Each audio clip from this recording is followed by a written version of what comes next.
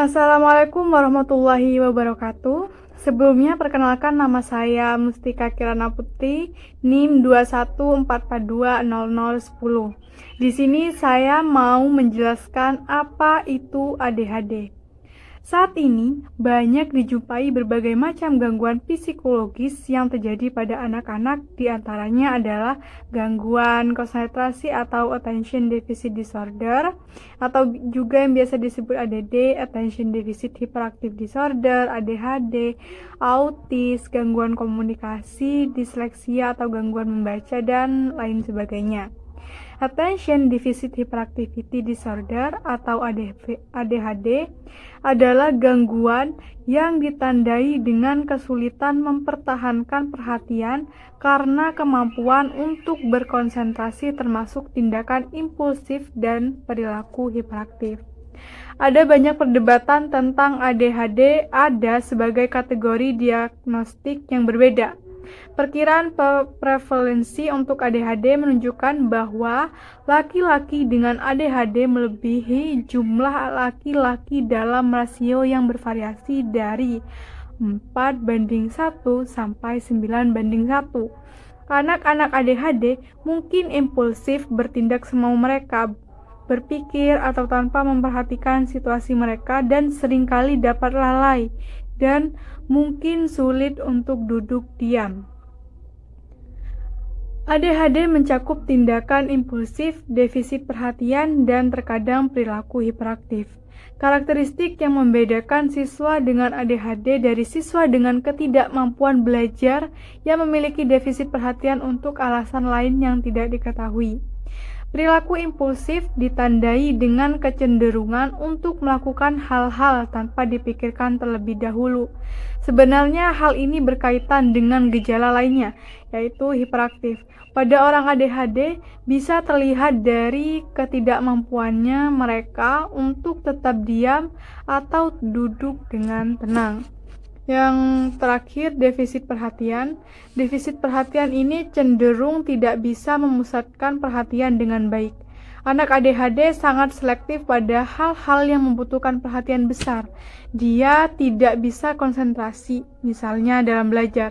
Sedangkan dalam hal-hal yang dia sukai atau hobinya, dia tidak memiliki masalah dan bisa berkonsentrasi dengan baik. Nama saya Iwin Adi Miranda, NIM 214420009. Di sini saya akan menjelaskan bagaimana cara menghadapi peserta didik ADHD. ADHD biasanya dikaitkan dengan perhatian, impulsif, dan hiperaktif. Implikasi pendidikan ADHD biasanya siswa memiliki masalah dalam akademik, perilaku, dan sosial yang signifikan yang berasal dari ketidakmampuan untuk memperhatikan. Langkah-langkah yang bisa diambil untuk menghadapi peserta didik ADHD yaitu yang pertama, pastikan siswa memahami semua aturan dan prosedur kelas. Jadi mendisiplinkan siswa hiperaktif itu tidak mudah. Kita harus mempunyai trik khusus. Selain tegas, kita harus juga terstruktur dalam menghadapi atau menangani masalah. Karena biasanya siswa hiperaktif mempunyai masalah dalam memahami lingkungan yang tidak tertata atau yang berbeda. Jadi jika kita ingin tegas dalam menangani masalah, kita harus melakukan indikator yang jelas. Seperti kita harus menyampaikan kesalahannya apa, kemudian keinginannya kita ke depannya apa, supaya siswa bisa menjadi lebih baik, bisa membedakan mana yang baik, mana yang salah. Yang kedua, berikan banyak kesempatan kepada siswa hiperaktif untuk menjadi lebih aktif, untuk mengetahui kemampuannya apa. Yang ketiga, ajarkan siswa untuk mengelola diri mereka sendiri, seperti evaluasi diri, penguatan diri, dan instruksi diri. Yang keempat, melakukan pembelajaran yang bervariasi, seperti metode pembelajaran menggunakan bentuk benda, warna, dan juga tetap melatih fokusnya, tetapi tetap dalam pengawasan guru. Saya Irfan Aminullah, NIM 85 akan menjelaskan perbedaan anak ADHD dan anak aktif.